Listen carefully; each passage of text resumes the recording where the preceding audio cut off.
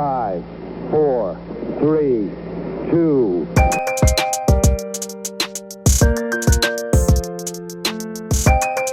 Tier 1 performance.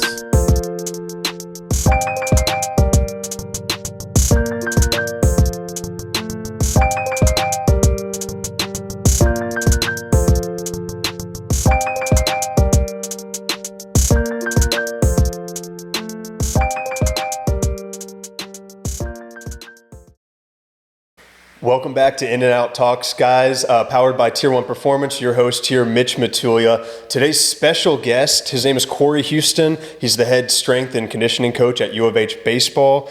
Cory, welcome to the show, man. Really, it's an honor to have you on, and thank you for taking the time, man. I appreciate the warm welcome. Thank you, Mitch. Absolutely. Well, sir, so we got a lot to talk about today, man, but first and foremost, a little bit for our guests about your upbringing, like where'd you grow up, and a little bit about your childhood and how you got into baseball. Okay.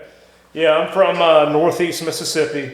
I always tell people location-wise between Starkville and Tuscaloosa. Grew up in very rural America, Southeastern Conference, definitely around baseball, football. I know all about college athletics. Upbringing, like I said, stepdad's chicken farmer. My summers were spent waking up, doing stuff on the farm, whether it was picking up birds or whether it was baling hay, moving this. And then it was all about training or developing whatever sport I was in high school. Because I was a three-sport athlete. Football went to basketball, basketball went to baseball, and then I powerlifted year-round. That was one of those things that kind of helped out with me as my stepdad he was a junior high football coach, defensive coordinator for football, helped out with baseball, then he was an amateur powerlifter. So he was one to where it was very easy to have somebody to train with and motivate me to kind of continue to do all this stuff. And it was just a good experience, I guess, having that upbringing in high school and just having that support for sure. Absolutely. So from SEC country, obviously athletics were in your blood, born and bred. Now, so when did you get started into like baseball, basketball, and powerlifting? Like around what age? Yeah, baseball, I started as small as T-ball, so call it 5 or 6. Went all through Park League, and that was something I was kind of joking nowadays as we talk about like premier and different organizations. I was like thinking back, so man, there was time I'd do Park League, and we'd have middle school baseball, then you'd have All-Star, and then I'd have something else where there'd be time you'd be on 3 teams or something, and you're trying to figure it out. Didn't really start basketball, football until we got to like middle school, if you will. Yes. But yeah, it's just always, I guess, whichever one. I remember not doing spring training football a lot because we were doing baseball, but like I said, one thing just kind of led to another. All of our powerlifting stuff was done in the spring. I always kind of laugh about it when I think about in-season training now. I definitely wasn't in-season training then because we were trying to peak for powerlifting and stuff back in like March and April and stuff, which would be kind of the heat of a baseball season. So it's kind of funny thinking back on it. Put up some heavy weight during baseball season then. Oh, yeah.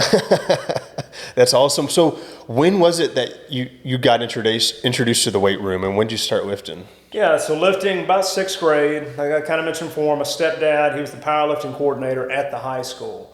At the time, I was very lucky in the organization I worked in. I'm trying to think. I think every year that I competed, 7th through senior, we won the state in the overall championship. So it's just like I was in a program that had already been kind of built up. Yeah, I guess I'm trying to think. I want to say 10th grade was the first time that I actually placed. 11th to 12th grade, I ran first, and I want to say I did first overall even my senior year in terms of just the total on it. But yeah, I started in 6. I always joke with people about how we'd squat every single week. I never remember missing a squat all through high school. That was like one of those like Sunday things. We'd go to church, go eat at my grandparents' house, and then we would literally go work out for like 2 hours and then play pickup basketball after. Like that's just kind of what we did on the weekend on like that Sunday. And I just think about we'd be up there 4 and 5 hours, and like that was a norm. And it doesn't seem to be that so much now, but yeah, those were good times for sure. That's awesome. And what weight class did you compete in? I think the heaviest I did was 220. Even though at the time I'd have probably qualified for 205, but it was one of those things where we look at team accumulative overall. We had another guy that would have qualified in 205 that would have placed, and hey, it's pretty easy for me to eat an extra cheeseburger, drink a little water just to go to 220. Absolutely. Because I was going to probably win first in that, just assuming I hit my lifts and just kind of move on. Absolutely. And what was your strongest lift, would you say? Definitely squat. I didn't hit my best squat actually in meet. Definitely did bigger numbers in training. I'm trying to think, 5.25 in competition. Wow. And I want to say 5'10" was the deadlift. And at the time it was like 250, 255 bench. That was something that was lacking until I got to college or whatnot. And we brought that around to about 340, I think was the best that I got in college, to where it got a little more well-rounded, if you will. Absolutely. And so did you take powerlifting into college as well, like competitively, or was it more so just as a hobby? No, when I got to college, it was definitely more about ball, for sure. I definitely had a great foundation when I walked in. I definitely wasn't behind in terms of a strength level with any of my peers or cohorts or teammates. It was definitely more about just skill acquisition at that point. And sure, I still lifted, don't get me wrong, and I still lifted heavier weight, but it just wasn't to the extent of the training that I was doing, say, 6th grade through senior year of high school. Yes. And throughout high school, I mean, like, what did you want to do? Like, did you want to pursue baseball? I mean, and did you go on to play collegiately? So collegiately, I ended up going to the University of West Alabama, which is a Division II school, Gulf South Conference. I went there initially to play both football and baseball. Very nice. And I did both my freshman year. Figured out that it was a lot going on because you were asking me. I was actually in athletic training at the time, and at least that was kind of my thought, because I knew I wanted to do something related with sports, even when sports were done. But yeah, by the time we're doing like clinical hours for athletic training, you're worried about football, you're worried about baseball. And I remember freshman year, we won the conference, went to a postseason in baseball. Football was struggling at the time. I was like, you know what, there's a lot going on. Let me just focus on baseball, if you will. And then moving forward, played baseball 4 years. I was blessed enough to be a part of the winningest class in the University of West Alabama history. I don't think we won less than 41 games any of the 4 years we were there. We won regular season titles, conference titles. We'd always go to regional, but we never made it to actual, like the equivalent of Omaha. We could never kind of get over that hump, but definitely had some great teammates, really great players. I always joke I was just kind of a role player, whatnot, did my part, if you will. But yeah, there's definitely some stars that were a lot bigger than I was, and I was just happy to be a part of it. And what position did you play? First base. First base. Mm-hmm. And what was your weight training, nutrition regimen kind of looking like in college, like during your baseball playing career? You know, like I mentioned before, it definitely was not as in-depth as it was in high school. Mm-hmm. As I had the support staff, like I said, my stepdad at the time. Yes, we had a weight room. Yes, we had training, but it's not like nowadays where you actually have a strength and conditioning coach or sport performance coach that's helping kind of lead that stuff up, if you will. It was probably a lot of like, get on social media, what's going on, or you just get a couple buddies that want to train. It wasn't as team oriented as it is probably now in terms of setting up times. I do remember in the fall, we would get together and do some team bonding events and some training, but it's just not as in depth as it was or currently what I do now. Understood. So it was kind of like you just had maybe the football coach that oversaw what the baseball guys were doing, or was it just kind of on your own? I'd say it would be more of our assistant baseball coaches either providing some kind of lift or us training ourselves. Okay. Mm-hmm. A lot different now. Oh, yeah, it's changed a pretty good bit. Yes, sir. And so I know you had mentioned you had the idea of pursuing sports medicine, athletic training, post-playing career. After playing career ended, like, where did you find yourself doing after that?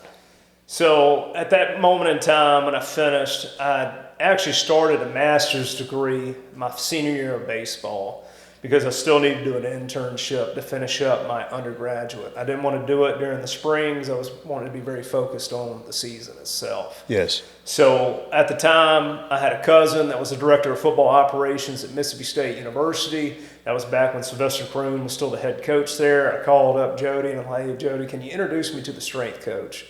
Because I needed to do something that would fall in line with exercise science, because that's kind of the undergraduate degree that I was in. And as we've kind of talked about, I had a background in powerlifting. I enjoyed it, but I never really thought about it being like an avenue postgraduate degree. It just hadn't really took off as much unless you were kind of the higher ends of football, if you will. Long story short, I go there for a summer. Ben Pollard was the head strength guy there. I was able to get on for an internship. That kind of helped finish up my undergraduate degree. I felt like it was something that could be plausible moving forward. I actually went back to UWA and finished up a master's. As I told you, I'd already kind of started a master's degree. I was a teacher's assistant there at UWA, actually teaching some courses. Wow. And once that completed, I still needed to go get like a graduate assistantship or continue to get more experience, say, in the collegiate field. So I go back and I call my cousin again at Mississippi State. And this time they had a coaching change when Dan Mullen came in as the head coach there at Mississippi State football. I was like, hey, Coach Pollard's not there anymore. Can you introduce me to this new strength coach? And went in, spoke with Coach Bayless at the time.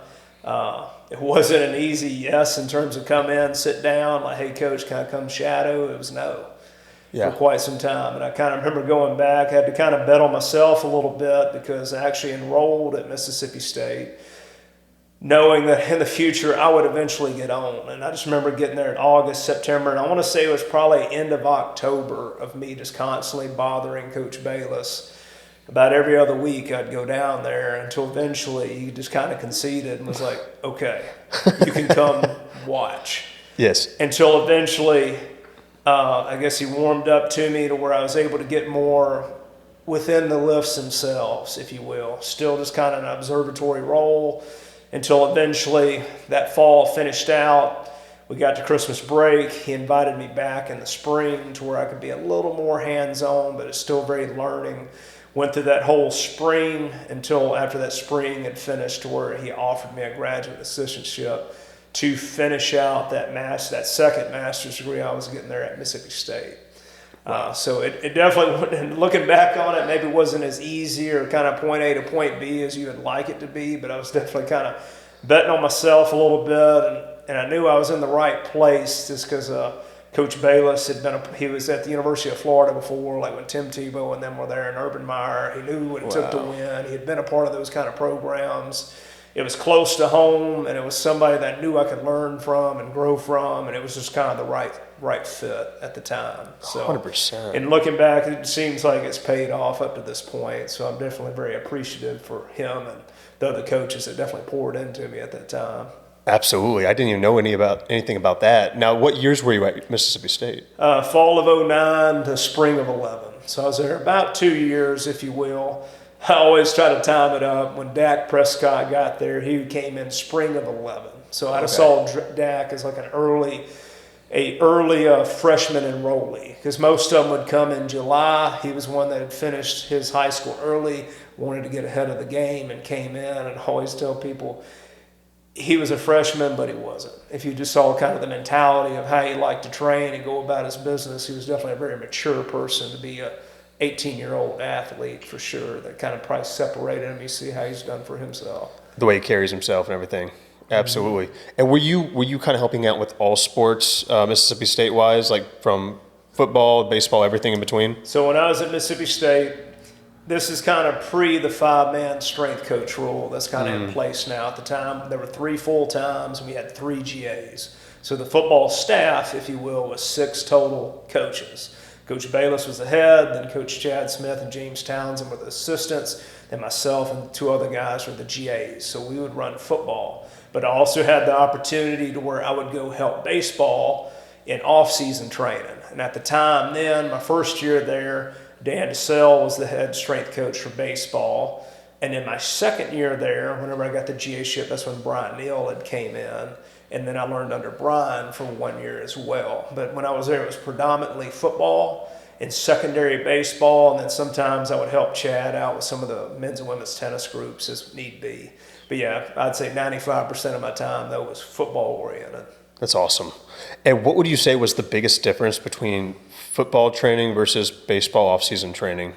Well, I think the biggest thing, I think the training program itself is going to take on who the strength coach is. Because everybody's going to have different beliefs in how they want to train athletes. Everybody's got a different opinion on training, whether it's football, baseball, women's golf, whatever it is that you're training. Mm-hmm. So they're not all created equal, if you will. So that's why I kind of go back to where, like when I was young, it was a great opportunity to learn from so many coaches. Obviously, I had Coach Bayless, and like I said, Coach Smith and Coach Townsend there for football. Then I had 2 different guys to learn with in baseball. Yes. And I think a lot of this, more or less, is you kind of take a little bit of everything.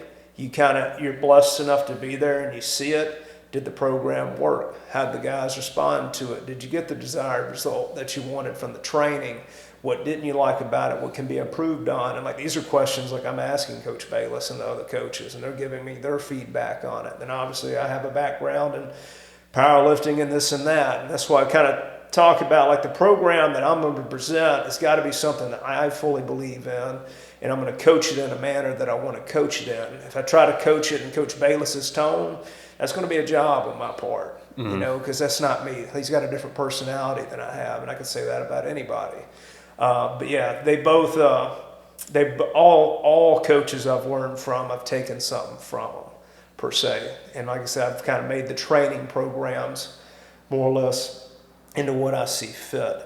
Now, to be more direct to your question in terms of the difference, everybody's going to squat in some format. Yeah. Everybody's going to hit a press. Everybody's going to hit a deadlift in some format. Everybody's going to hit some form of a pull. I think a lot of it has to do with your evaluation of your athletes, how they do or don't move really well, what time of the year it is, what are your qualities that you're trying to train. Is it maximal strength? Is it power? Is it speed? And I think a lot of that, just through years of experience, you start kind of seeing what exercises work the best for that. I think we were kind of talking about it off camera some as to where I deal with athletes that are, I might have them for 6 months. So I can't slow cook them as much in terms of like go through these long progressions of stuff. I have to start figuring out exercises that can train a quality quickly. Something, I don't want to say dumb it down, but where I can put them in a safe position, but then get some form of a significant load on them to where then I could get whatever quality it is I'm trying to train out of them. And I think a lot of that, like I said, can be logistics of the weight room. Because even when you're asking me about like what's most ideal, well, every room's different. Correct. If you will. do I or do I not have an assistant coach? Am I training it as a team to have all 40 guys, or do I have half the position guys, which are 10? Like those are things that like I have to take in consideration, because first and foremost for me, safety is number one in terms of keeping the guys healthy. Because I mean, hey, I can't have guys get hurt training, because if you get hurt there, well, if you're not training, you're not getting better. If you're not getting better, it's harder to win games kind of mentality. So that's kind of what I would say on that. And I'm sure we can elaborate in the future on some other things. 100%. And so spring of 2011, you leave Mississippi State with your second master's. Yep. Where to after that? I was actually on a little bit of a hiatus. At the time, I just got married, had 2 kids that were very young at the time, had a couple of job opportunities come up. Neither one of them I could see me moving my family. So I actually, for the lack of a better word, kind of sat on my hands for about 6 months, continued to interview, train some people in a private sector. Very thankful for my parents kind of helping support me in that little transitional period until Chad Smith, who was one of the assistant directors there at Mississippi State football, became the director at FIU, or Florida International for football, when Mario Cristobal was the head football coach there. And Chad and I got in contact, and over the course of that 6 months, I was able to go down there and help them in a fall off season, to where I actually went back and interned at FIU. It was an unpaid position, but I knew I had the opportunity to go coach. Again, that was about a 2-month deal. Call it January, February, into March, into spring ball, to where I could help at probably at the time, which had been the biggest training block for football in terms of it was unimpeded. Yeah. There wasn't as much skill work or skill assessment. It was just they finished fall season. They came out of Christmas break. It's time to get bigger and stronger. And he trusted me to be there, knowing that we had worked together at Mississippi State for a couple of years. That worked out well, to where that turned into later that year, come August 1, I was able to get a full-time job down at FIU, to where I came down, was one of the assistants for football, then I was the head over 3 Olympic sports at FIU. Wow. To where I was over baseball, softball, and women's tennis at the time. And I always talk about the young strength coaches. You definitely got to cut your teeth, if you will, at some of these earlier jobs. I always talk about you need to get reps with your eyes, okay? And it's just like you need to see as many repetitions of squat, bench, deadlift, press, row, whatever as possible. And you just start kind of developing your coaching eye. The more athletes you see, the better feel that you get for coaching. And it was also good seeing everything from football players to women's tennis players and everything in between, because they're all a little bit different in terms of how much training they did in high school or did not do in high school. And then different guys and girls, they have different, I guess, abilities, to put it lightly. And then, like I said, I got to write a lot of different programs. I always joke, those are the days where it was 8 hours of just coaching on the floor. And that wasn't even writing the programs or putting in that day's information in terms of updating charts or me training myself or me trying to self-improve by reading a book or making a phone call. Like, those are some of the long days or whatnot, but they definitely helped shape me into who I am today for sure. 100%. It sounds like you bet on yourself again going to FIU, and then you gained so many reps, just and just versatility, dealing with different sports and different dynamics. And like you said, you're dealing with people with different backgrounds of like, hey, some kids get to college having never lifted a weight in their life, whereas some have some sort of like foundation set. Where did you find that most athletes sat, like whenever they arrived at FIU? You know, and when we were at FIU, I think a lot of it was probably more guys had lack of training, formal training, if you will. They definitely were leaning more towards skill development. I think a lot of them with high school to college is a big jump to them based off, a lot of times, unless you're at some of these elite high schools, it's just about ball. You just show up to practice, you get your reps in, you go play your games. Then Right. You come to college, now there's a lifting piece. Now there's the study hall piece. Now there's the film piece. Then there's the actually got to go to class piece, the study hall. And like, they have to start building these schedules and itineraries and building their days out and learning how to handle that and process that being by themselves. Mom and dad's not there anymore. And then that's where, like, I guess quality coaches can kind of fill into some of those voids and help some of these young student athletes as they're transitioning. It's like we were talking about earlier, like I've dealt with, I guess, kids from the U.S. and I'm dealing with women's tennis and golf here at Houston. I deal with international kids. So all of them have like a little different upbringing. It's a little different to everybody. Absolutely. That's awesome. And so with FIU, you dealt with a lot of great, talented athletes that you saw move on to the big leagues eventually and things like that. Pretty lucky. J.C. Escar just got called up to the Yankees. I had him 3 years there at FIU. Very blessed, and talking about a journeyman because he literally just made his debut this year, and I think he's 31 years old. That's at awesome. At that point, breaking in. But yeah, thinking back, had 3 big leaguers on those FIU teams between him and Aramis Garcia was a catcher for us, and Edwin Rios was a first baseman outfielder that won a World Series with the Dodgers a couple years back. So it's always good seeing those guys kind of get to their dreams and definitely be successful at the highest levels for sure. 100%. Just knowing that you were a little part of that dream and part of that journey, and I'm sure they learned some things from you along the way as well, which is awesome. And so after FIU, is that when you moved on to U of H? No, that's when I went to Tulane University. That's right.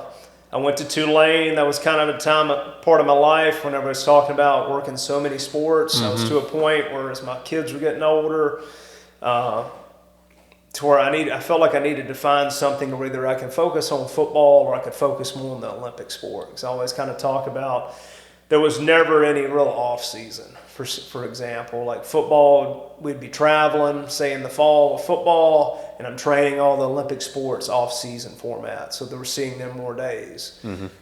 Christmas break was real short because hopefully you're making bowl games and this and that. Then you're kind of around. And then when you get to spring, then it's training football in off season. But then I'm traveling baseball, and then all those teams are in season. And then you get to summer, football doesn't go home; they train, and it's just like there was barely any time to just like relax and spend more time with your family. To where it's just kind of like I wanted to either be football or baseball. Ideally, were the 2 areas that I knew was my niche, and I would be happy with either one of them. And Tulane was presented to me very late, like in August. Like it was literally like a week or 2 before school started. It was a job where I'd work baseball only, which was very intriguing at the time. Got me a little closer to home and checked pretty much every box whenever I'm looking at a job in terms of a potential move. So we made that move in the summer of 2016. Wow. And I was at Tulane for 6 years total. Working baseball, and then halfway through I did start working the part of track and field. I worked with the women's throws specifically the last 3 years there at Tulane. And you guys were in the AAC, correct? So, yes, we were in the American Conference at the time. Okay. And so what kind of like facility were you working with at Tulane? Did they have like a nice baseball, state-of-the-art, training facility? Baseball specifically was great. Yes. Church Stadium is probably one of the nicest collegiate baseball fields that you would get to play at. Yeah, we had very nice cages up the left field line. The locker rooms and the coaches' offices were very proximal to the field. I always kind of joked it was one of those things when you parked your car, you really didn't have to go very far in terms of whether it was going to eat at the training table or lifting or academics or your baseball. It was kind of a one-stop shop in one building, if you will, and you got all those kind of things done. Logistically, it was different because I always talk about FIU. There was a 15,000 square foot weight room. I go to Tulane, it was like a 5,000 square foot weight room. Right. And so then things start changing in terms of how the room, I guess, is organized or flows a little bit because football trained out of this space too. Pretty much every sport trained out of it. So there's some challenges that way.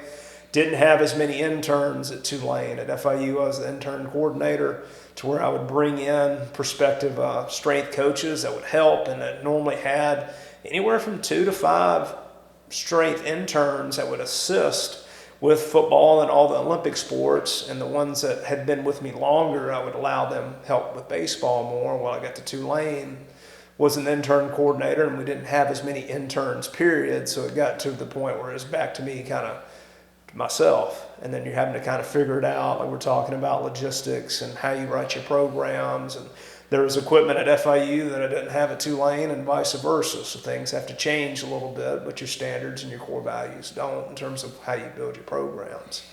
Absolutely. So did you tend to separate the position players and the pitchers whenever you had to do baseball season? In the most ideal format, yeah, at a base level they'll be split. Okay. In terms of pitchers will be separate, position guys will be separate.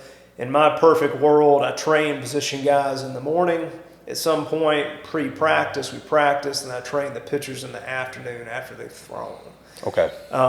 Depending on the time of the year, it kind of is different because I'm big on player-to-coach ratio because I guess it'd be too many persons in the room. It's hard to coach as much. That's why I always kind of go back and forth with our coaches. Like, do you want me to be an organizer or do you want me to be a coach? Because there's two different things. It's like, yeah, logistically, yes, I can run the room and run stations and this and that.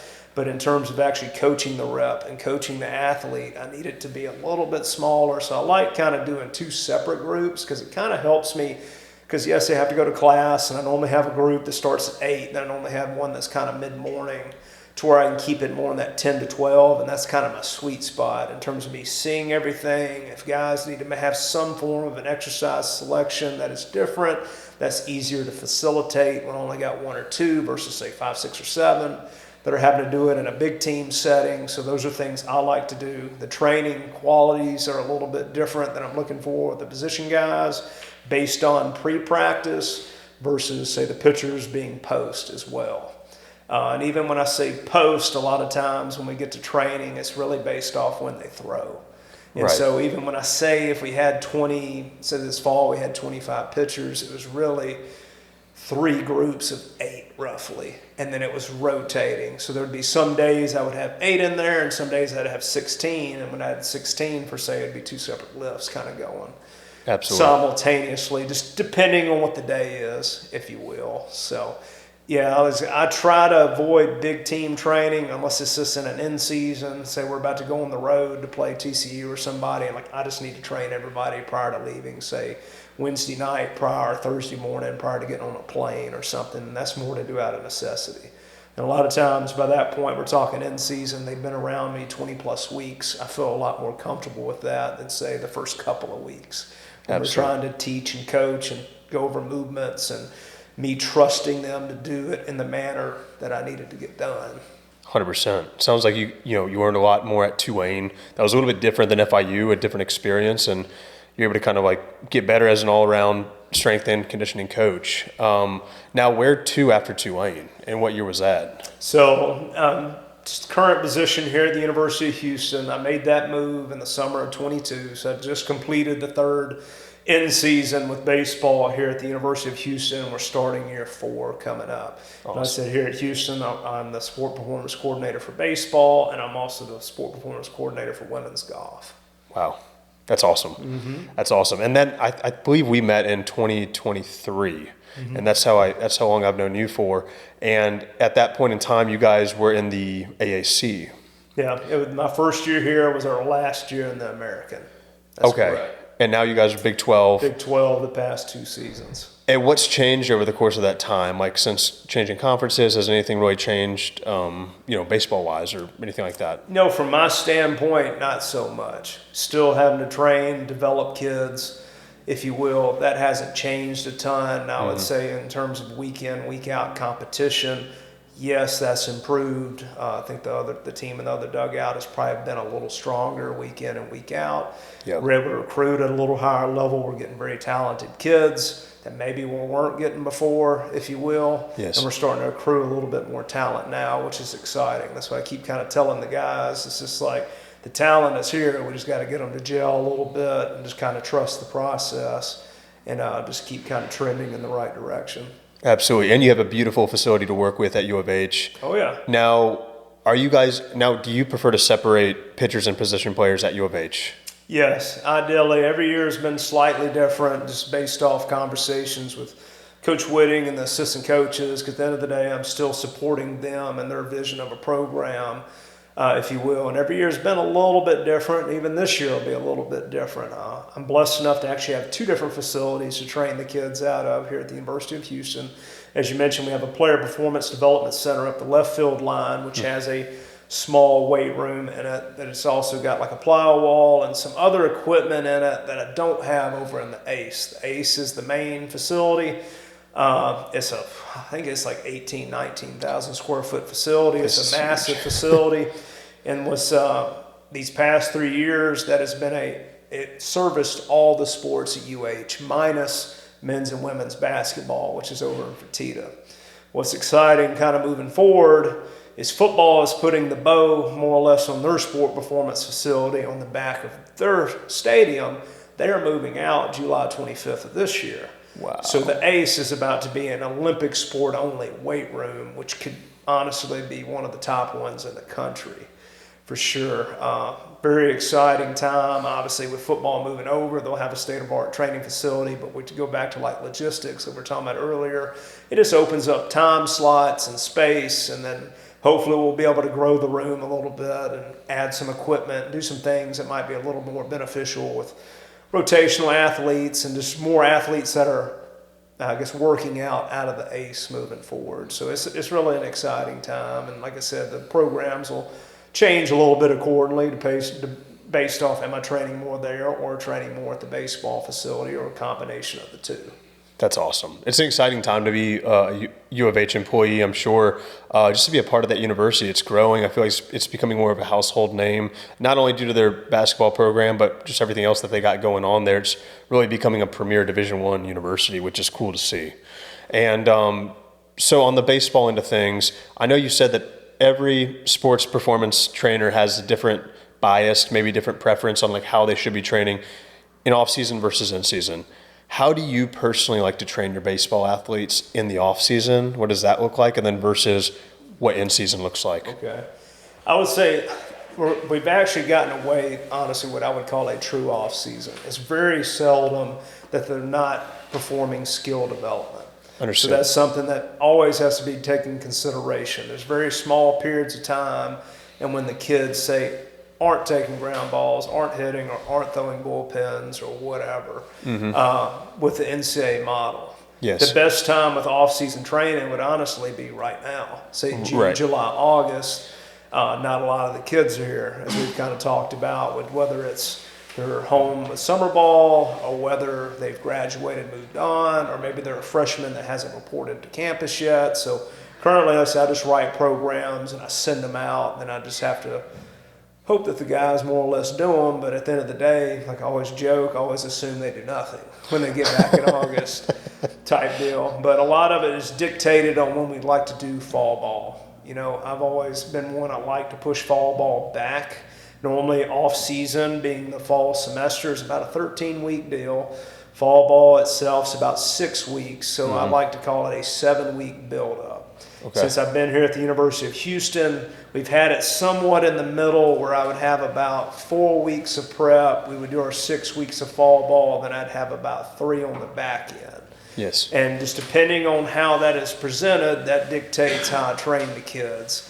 So in, say, that month leading in, that still is like a voluntary individual time that falls in that 8 hours. It's normally 3 total body lifts throughout the course of the week, and we'll call it 2 30 to 45-minute sprint sessions. Okay. To where that's kind of how it falls, like a Monday through a Friday kind of setting.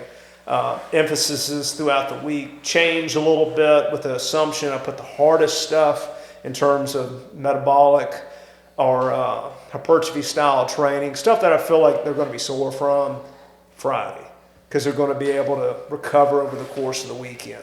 Correct. Stuff that's high intent, low reps, like your max effort sprints or some of your higher intensity, lower repetition stuff, I tend to put it earlier in the week because that's when you're your most fresh, if you will.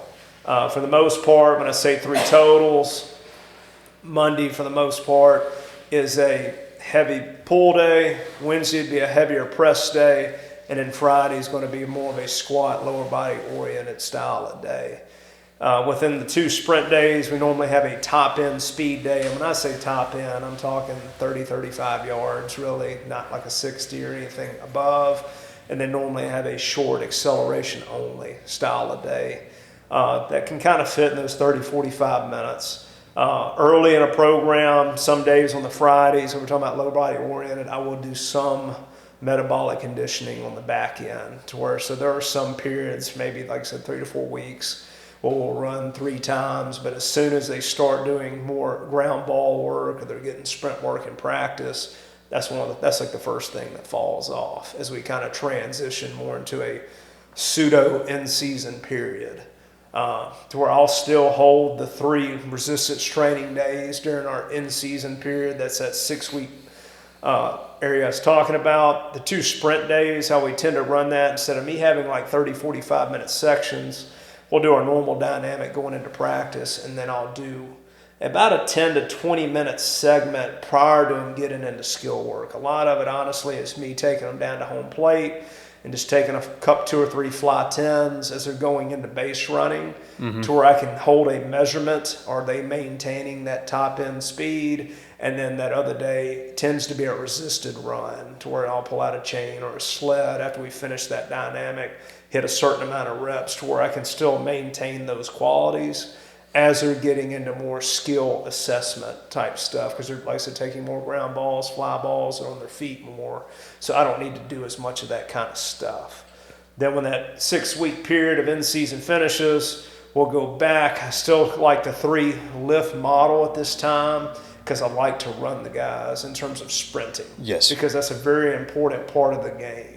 That and change direction work, that's something like, as I've been in this game longer, I feel like more guys are, I guess, geared to the specifics of hitting and pitching, but not so much the feet work and the defensive side of it. When you're talking about polishing, just watching how they move their feet and things of that nature, where I want to put a lot of emphasis on that. It's very seldom that, even though I like lifting, it's very seldom I go through blocks of actually lifting them 4 and 5 times a week. Because when I do that, when I add something, I have to almost take away from something, if that makes sense. And it's just like, I just put too much of an emphasis on the groundwork and be able to be explosive and learn how to accelerate. Like, those are things that in the weight room, there's nothing that I can do at the same speed as a sprint or a jump. And so it's like those qualities still have to be hit. And like the only times of the year where, say, I'm lifting 4 times and running would be July, August, and then December. So it's really 3 months out of the year that I would be in a pretty heavy training phase because they're not practicing.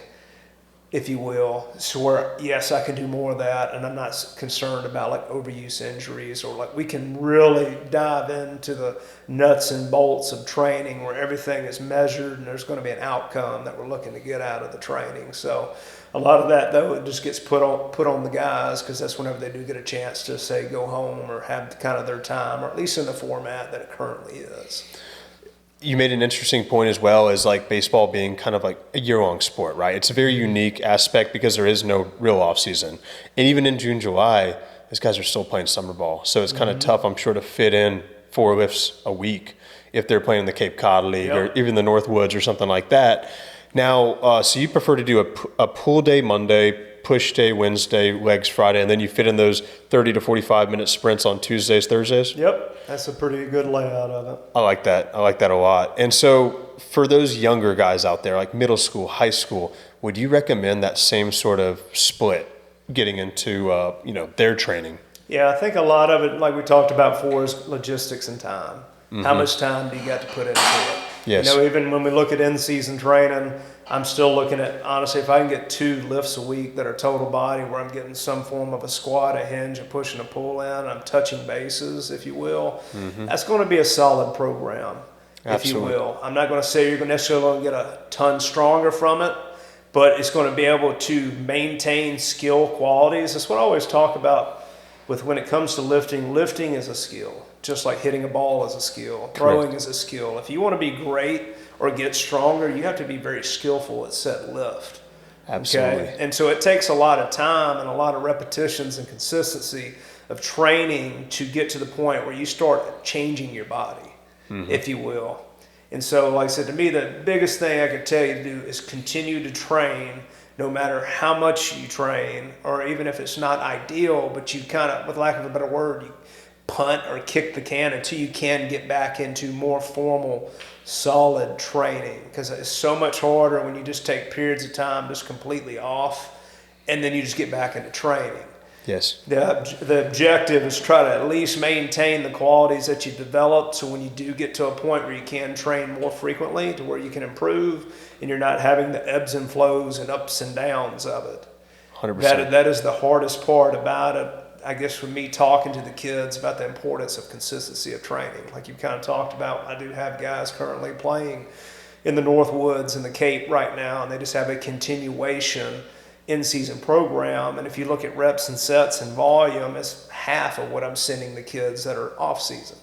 Because I know that they're playing and they're doing that. But like I said, they just have to keep these skills moving and just keeping them sharp, so when that time of year finishes, it's easier to insert back into like training to where we can develop a quality, whether it's strength, speed, or size, if you will. Because it's like, if I have to go through this period of 2 weeks where you have to acclimatize or adapt back to training where they're just super sore, it's hard to like progress on that. So it's like, if you can just kind of hop right back into it, it makes it a lot simpler for sure. 100%. And I think it's so smart how you implement the sprint work multiple times a week, because I feel like if you don't use it, you lose it. And it also prevents injuries from occurring. And the way you set up your fall programs, now from a powerlifting background, how do you implement powerlifting into their lift routines? So I would say the programs themselves, I would describe it as a mixed methodology style of program. Yeah. And that's the beauty about training athletes, because I'm not training them to be a maximum squat or a maximum bench. I'm not training them to run the best 100 meter. You know, they're a baseball player, but there's a lot of qualities that I keep going back that they have to train. They have to train acceleration.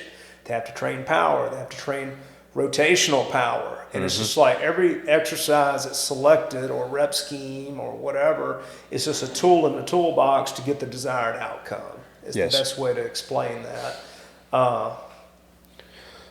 So would you say that's a mixture of not only powerlifting, but also functional lifting and maybe more sport-specific style training as well? Like, I don't know, you see landmine presses often, right? You see landmine presses, you see med ball throws, but then you also see squats and deadlifts. And so that's just a combination of all those things kind of put into a baseball regimen, it seems like. Yeah, we use med balls, we use bands, we use accommodated resistance, we use barbells, dumbbells, plyos, loaded jumps, you name it. It goes back to the time of the year and what is your objective with the training.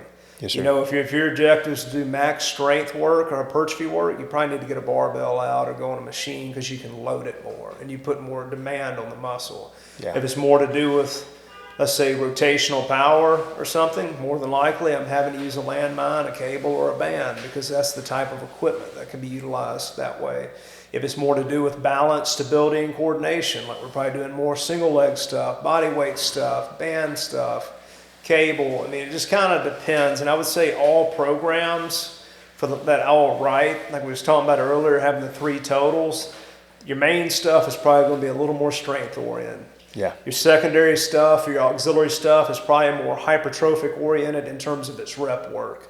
And then when you talk about sport specific, to me, that's the supplementary work, like baseball being the cuff work, the forearm work, the extra stretches, that kind of thing. I think that's where you dive more into sport specificity versus it making your main movement. Because as I've talked about, I've trained every sport in college athletics minus basketball. They've all squatted, they've all deadlifted, they've all bench pressed, they've all rowed in some form or fashion. Yeah. And I think there are certain, like we were talking about earlier, maybe implements that might suit certain body types a little bit better. Mm-hmm. But those are just basic exercises that have to be mastered no matter what sport you're playing in some form or fashion. I 100% agree. And I think for all those kids out there listening, it's like big leaguers, they lift heavy. Like they squat, they deadlift. I mean, they do all these things. And that produces more power. That prevents arm injuries and things like that down the road. What's your stance on barbells versus dumbbells? Should baseball players be barbell benching, or is that strictly dumbbell benching? I think that depends on the athlete, because I think anatomically there's some guys that just don't move as well as others. Some of it's a range of motion thing. I would think the main issue with persons that have, say, pain when pressing, period, is a shoulder stability issue. Correct. To where it's like it's a lack of strength. And then is bench pressing itself going to help that? Not necessarily, but maybe your warm-ups and things need to be more inclined to prepare you to do said movements, whether that's you doing more, external rotation, isometric hold work, maybe your pec minor is a little tight, you need to do some soft tissue work. Everybody's a little different. Some guys, like I deal with a lot of overhead athletes to where they don't have a lot of serratus anterior engagement, to where their scap doesn't move the way they need to. Mm-hmm. And to where if it's not moving correctly, more than likely something's bumping and grinding a little bit. Correct. And so then you start looking at, okay, if we can't do a normal barbell flat, can you 2-board press? To where I can stick with the bar, I can still load it, but I have to, at that meantime, as we're in this part of time where there's something to where he needs to be in with doing extra work or with our athletic trainer, I can still work with intensity, but just do a shortened range of motion instead of me necessarily having to go to push-ups or me having to go to dumbbell press or change an angle. That kind of goes back, like I said, logistics and me using my coaching eye and just kind of years of experience, if you will, in making some of these decisions. I have no issues with any athletes pressing. I actually don't have many issues with any movement as long as it's done correctly. But I think that's the biggest thing is you have to have the ability to coach it to where the kids understand it, and you have to have kids that believe in it and want to do it right. 100%. That's probably the biggest thing I deal with, at least in my setting, to where just having the kids believe in the movement, because a lot of those movements we're referring to being bar, they're heavier, they're harder. They're mentally more Correct. grinding and taxing, and like you have to focus more. And then that's the thing, like even I have to kind of look at stuff. It's like, okay, if I know this kid's not going to focus as well as I need to, guess what? He's at a heightened state of risk of injury. So it's like, okay, let's go do this type deal. 100%. And so like I'm always making decisions like that until we, like I said, we can get to times of the year where I can put more emphasis on said bar movements or different things. So yeah, in season, like I said, we just have like Wednesday was like a heavier press day. I had guys doing barbell stuff. I had guys doing machine stuff. I had guys doing push-ups to answer the question. Wow. And so it's all dependent on the individual from a biomechanical standpoint, from a weakness standpoint, maybe mobility issue standpoint, mm-hmm. like all those things play a factor. Now, do you gauge that based on just how a guy looks and how their posture is and things of that nature? Like if their shoulders are rolled forward, will you kind of start working on weaknesses, like weak point training? Yeah, that's something. Even this past year, we brought in Cressy Sport Performance in Houston to come in and do an evaluation of the guys, and that was one of the things that we touched on. To where we mentioned earlier how I had 40.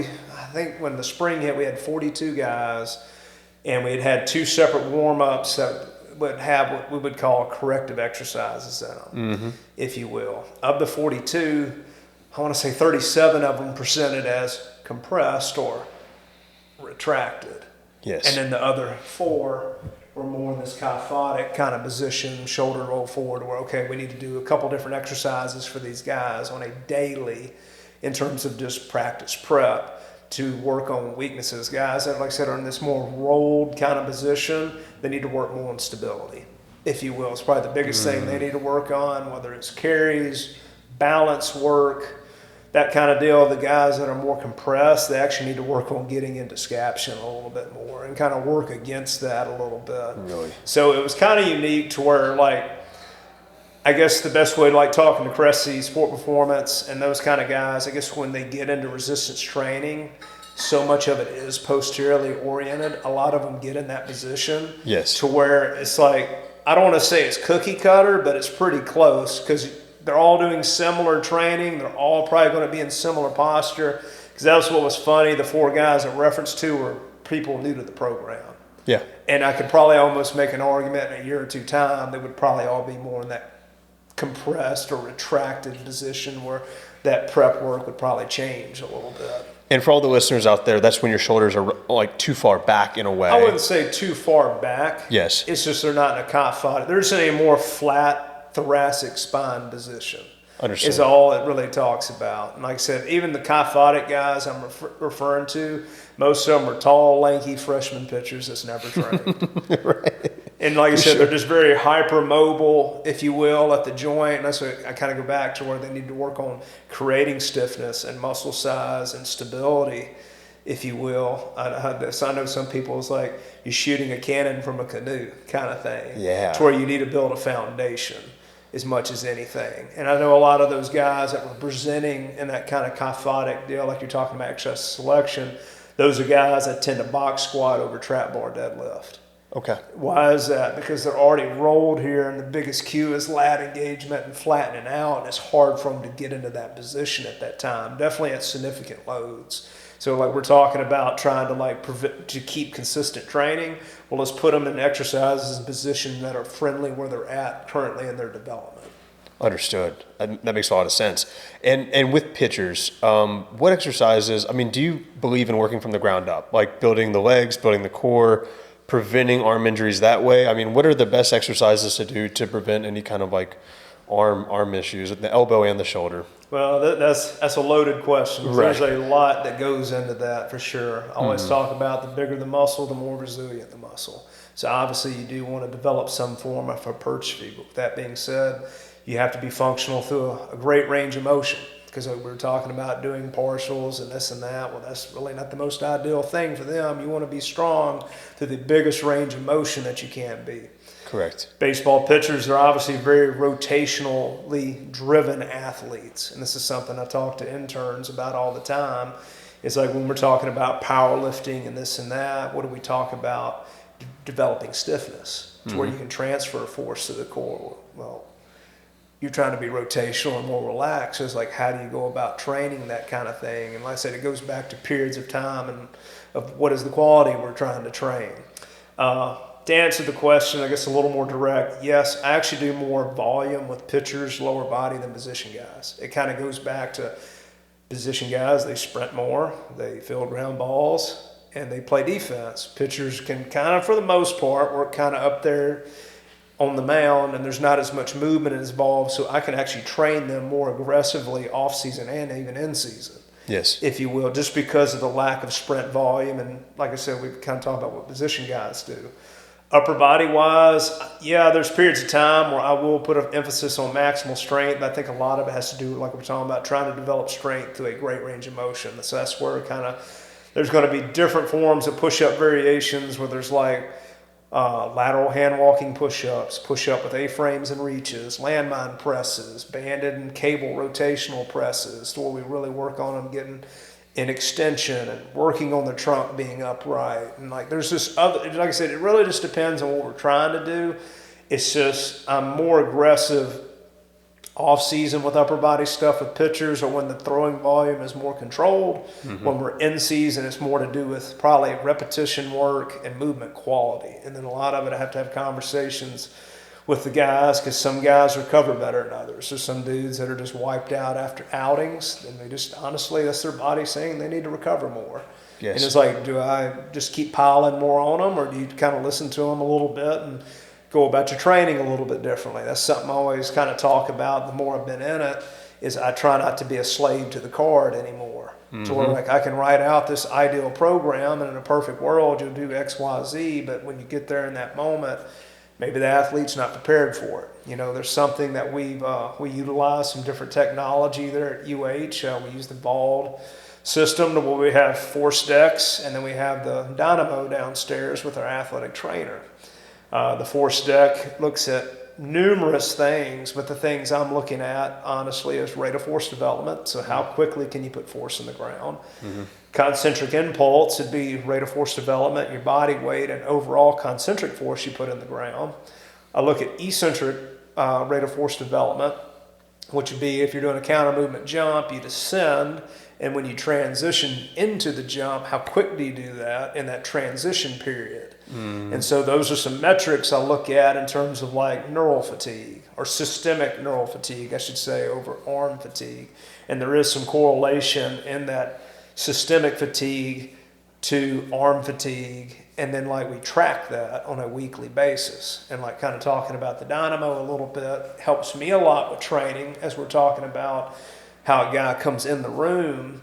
Our athletic trainer, it is a dynamometer, to where we can measure internal, external range of motion, we can measure isometric strength, and what's the beauty of it is it all uploads to a hub, to a single spot where I can just pull up my laptop. For example, when we were talking about Antoine John, I could pull up his profile and I could see how he tested that morning with our athletic trainer, and then I could just make adjustments at the lift based off what I'm seeing. Is he lacking internal rotation today? Perfect. Hey man, we're going to stretch the pec minor a little more. We're going to work more external rotation, like when we're talking about those supplementary exercises that are a little more specific, baseball oriented. Those are easy plug-ins. Next week it may not be like that, because this, I don't know, just every time they throw, whether it's just, I don't want to say every pitch is the same. I would say the last 3 outs in the ninth are different than the first 3 in the first. In terms of the stress on the body and how the body, I guess takes that all in. And so it's good having some of these measurements and metrics to look at to make more educated decisions when it comes to writing these programs for these guys. It sounds like everyone's individualized, and you're also trying to get feedback from them, reading their own bodies, right? And how important is it for young athletes to kind of realize, like, hey, I'm physically tired, I've been relying on caffeine, maybe I should just take the day off and just sleep and just focus on eating and hydrating and just kind of focus on recovery. Yeah, nothing's ever beat sleep, hydration, and eating a proper diet, I promise you. Like, if you're looking for the secret pill, that is it. That's it. And it's consistency. And that's what, like we kind of talk about, is the best teams are the most consistent teams. Yes. If you will. And that's what we're talking about with the lifting and the end season, just finding a way to stay as consistent as you can, because it's just, you got to look at the long-term goal and develop where you want to be. Because, yeah, there's definitely ebbs and flows day to day, but it's just like, am I constantly getting better? Or like, am I going to get to where I want to be? Yes. So that's where they got to kind of focus in, and the why you're doing it. Because trust me, there's days where they walk in, the last thing you want to do is lift or do whatever else, but you just have to think about where you want to be at in, say, 6 months. And you know what? And you start stacking those extra days that you didn't want to be there, and next thing you know, you looked up, you trained 20 extra days. Like, there's going to be a return on said investment, yes, if you will. So that's what they have to kind of look at. Like, I get there's a one-off here and there where something happens, but you just got to get back on track as quickly as you can in terms of development and just getting better. Because it definitely doesn't happen day to day. It takes periods of time to get the results that you're looking for, definitely in what I do. Absolutely. And I told myself I was going to ask you this earlier today. So rep range wise, right? I know your pitchers tend to do a little bit more reps. Yep. Compounds, do you stick to lower reps, more explosive? Or I guess, do you range from 5 to 20 based on the movement, based on the compound? Depends on the time of the year and what it is we're trying to do. Depends on the training age of the guy. Yeah. You know, like whenever you ask me about major movements, when we do rep work, what's the first thing that goes out? Core and technique. And if safety's my biggest thing, like there's kind of a sweet spot with that kind of stuff, definitely when it comes to loading. Most of my main exercises, unless we're talking summer training, like right now, I'll write some 10s and 8s and that kind of thing. More hypertrophy. More hypertrophic in nature, but for the most part, when they get back, main stuff is going to be 6 and under. Now, I can control it and make it more hypertrophic by just controlling the rest. Instead of giving, 3 or 4 minutes to rest, where I can make it more strength-oriented, hey, guys, you got 1 minute, and you're just back under the bar. Wow. And we accumulate fatigue that way, or I can get more of a hypertrophic response, and we're just taking these mediated or shortened rest intervals to get the desired outcome of the training, if you will. The secondary stuff or the auxiliary stuff, that tends to be more hypertrophic in nature because, it's lighter weight.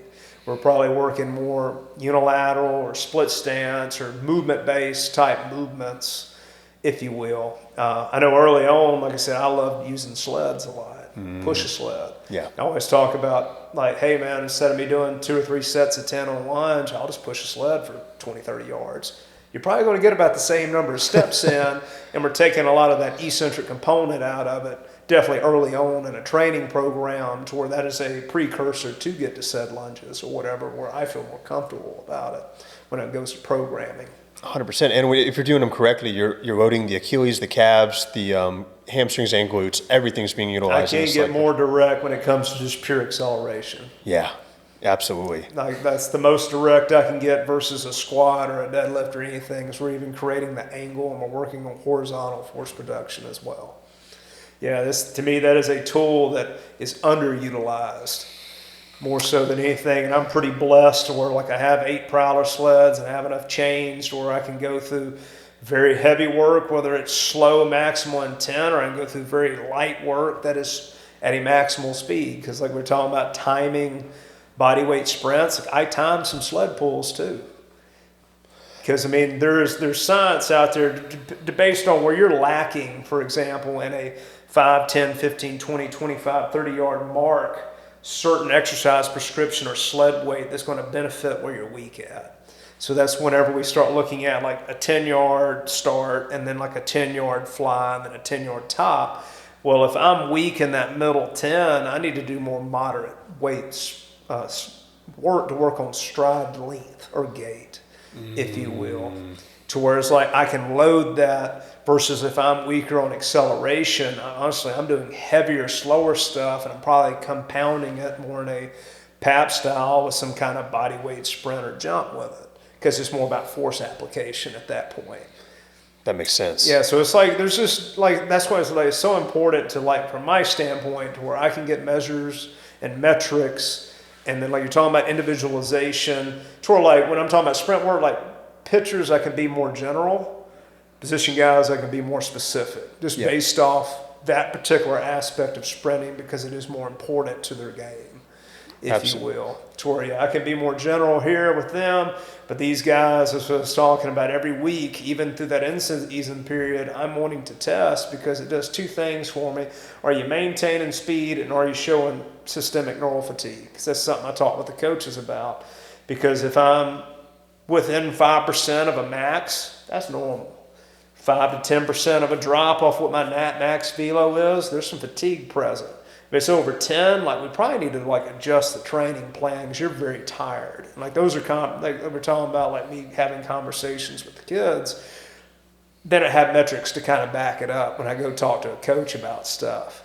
Of this is what I'm seeing, this is what the numbers are showing. Maybe we need to not take as many reps in the field today because this is what he's presenting here on this type deal. And and that helps kind of, with lack of a better, auto-regulate the training.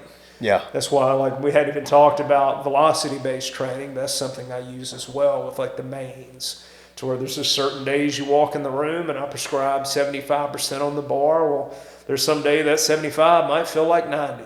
So it's a lot easier to just put a speed on it and be hey man, stay over this. and then it just regulates it for me. To where if you're very tired, maybe that 60 feels like 75 that day, but we're working at the velocity that I want to maintain or that quality of skill. 100%. And to your point earlier, it's like you can't assume that every kid's doing what they're supposed to be doing off the field, out of the gym. Not every kid's getting the 7 to 9 hours of sleep. Not every kid's avoiding the alcohol consumption, right, on a consistent basis, so on and so forth. The hydration, the food, that all plays an impact.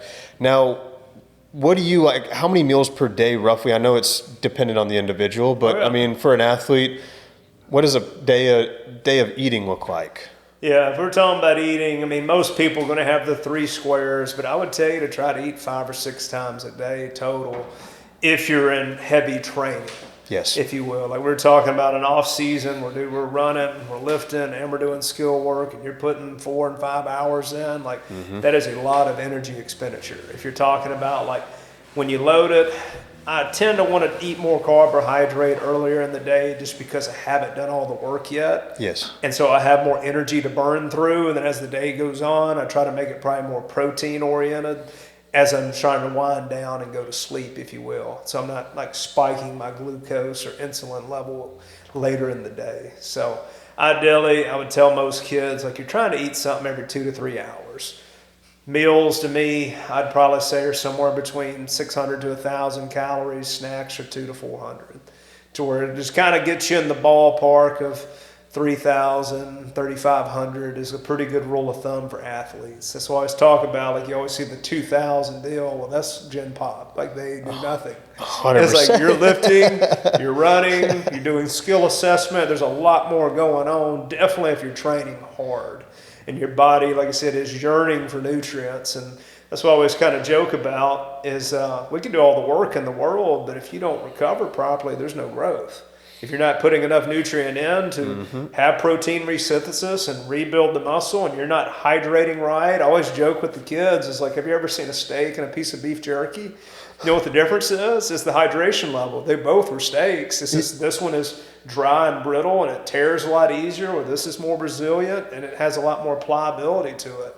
So that's something we talk about. We're talking about hamstring strains and things like that. Is yeah, because you're probably not hydrated enough and you're just not prepared to do things at a high level a lot. That makes a lot of sense. And I think injuries occur due to the lack of recovery, lack of nutrients, lack of hydration. All 3 of those factors play a huge role with injuries. And so going into that, well, for our younger audience out there, at what age would you recommend they get invested in training, weight training specifically, hydrating and eating at least 4 to 5 meals a day? Yeah, I mean, it's hard to put a number. I mentioned earlier, like I got started in 6th grade, but that's also whenever you get into junior high and more like organized team sport, if you will. And it kind of goes back to, like I mentioned before, like I'm not really against anything if done correctly.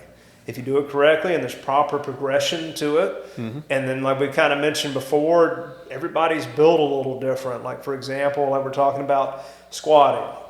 Guys have different femur lengths.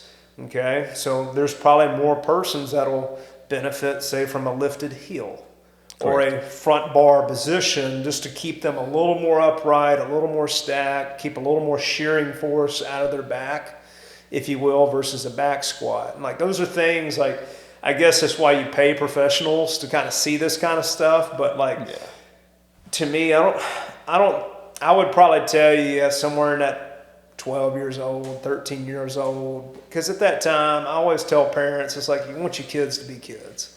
Let them enjoy the sport, let them have a passion for the sport, let them have fun for it before it gets too serious. Right. In terms of where you're just like sending them to do all this specific skill work or getting into training, make sure they want to do it and they want to do it at a high level.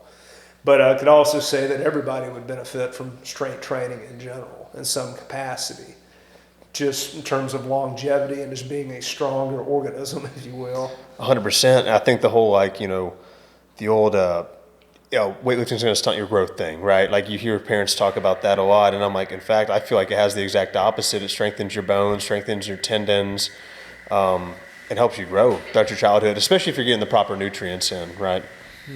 Yeah.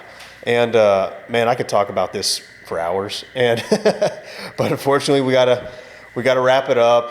Cory, I really appreciate your time, man. We thank you so much for taking your time to do this with us, and I hope our audience I know I learned a lot today. I know our audience did too.